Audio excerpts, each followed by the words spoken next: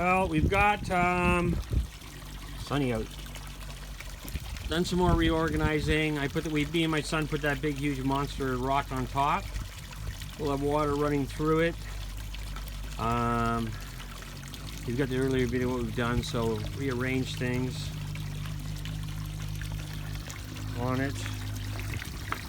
These rocks here don't belong on it yet, but just thought I'd let you see how the waterfalls is working. And the little fishies, and you can't see the goldfish inside, but we chained all the water, nice and clean. Got a filter system we put in underwater. Anyways, this is Tom, Tommy Tanks, and that's about it.